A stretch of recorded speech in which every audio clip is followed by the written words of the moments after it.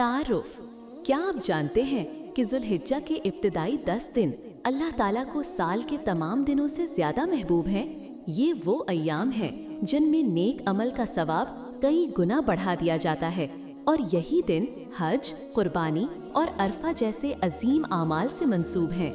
आइए आज की वीडियो में जानते हैं कि अशरा ज़ुल्हिज्जा के दिनों में कौन से आमाल करने चाहिए ताकि हम इन बाबरकत लम्हात से भरपूर फ़ायदा उठा सकें। अशरा ज़ुल्हिज्जा के मुस्तहब आमाल।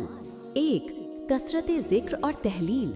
हज़रत अब्दुल्ला बिन उमर रज़ियल्लाहु अन्हुमा फरमाते हैं कि नबी करीम सल्लल्लाहु अलैहि वसल्लम ने फरमाया, कोई दिन ऐसा नहीं जिसमें नेक आमाल अल्लाह ताला को इन दिनों यानी अशरा ज़ुल्हिज्जा से ज़्यादा महबूब हों।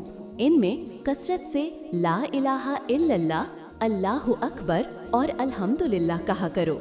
मुस्नद अहमद। 2. रोज़े रखना। नबी करीम सल्लल्लाहु अलैहि वसल्लम ने इन दिनों के रोज़ों को इंतहाई फजीलत वाला फरमाया है, ख़ास तौर पर 9 ज़ुल्हिज्जा यानी यौम अरफा का रोज़ा। यौम अरफा का रोज़ा गुज़श्ता और आइंदा साल के गुनाहों का कफ़ारा बन जाता है। सही मुस्लिम। 3. कुर्बानी देना। 10 ज़ुल्हिज्जा।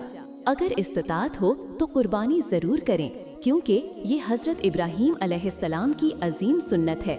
नबी सल्लल्लाहु अलैहि वसल्लम ने फरमाया, कुर्बानी के दिन अल्लाह के नज़दीक सबसे महबूब अमल जानवर का खून बहाना है। तिरमिज़ी। 4. तिलावत कुरान। इन दिनों में कुरान की तिलावत का खास एहतमाम करें, क्योंकि हर हर्फ पर 10 नेकियों का वादा है और इन दिनों में अजर कई गुना बढ़ा दिया जाता है। 5. नफल इबादात और नमाजें। तहज्जुद, इशराक, चाश्त और आवाबीन जैसी नफल नमाजों का एहतमाम करें। 6. तौबा और इस्तग़फ़ार। इन दिनों में दिल से तौबा करें, गुनाहों से सच्ची निदामत, आंसुओं के साथ माफ़ी और आइंदा ना करने का अज़्म। अल्लाह ताला ज़रूर माफ़ फरमाते हैं। 7. सदका व खैरात। जो शख्स अल्लाह की रज़ा के लिए इन दिनों में खर्च करता है, उसके माल में बरकत होती है। सदका छोटा हो या बड़ा, लेकिन नीयत बड़ी होनी चाहिए। 8. सिला रहमी और नेकी का जज्बा। रिश्तेदारों से ताल्लुक जोड़ना, माफ़ कर देना, दिल साफ रखना, ये सद आमाल भी इन दिनों में अल्लाह को महबूब हैं। 9. हज और उम्रा अगर मुमकिन हो। अगर अल्लाह ताला ने मौका दिया हो तो हज और उम्रा की सादत बहुत बड़ी नेकी है।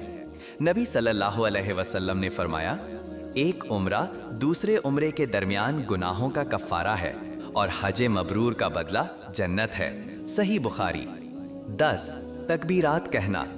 अशरा ज़ुल्हिज्जा में और ख़ास तौर पर 9 से 13 ज़ुल्हिज्जा तक मर्द हज़रात बाआवाज़े बुलंद और ख़वातीन आहिस्ता आवाज़ से तकबीरात पढ़ें।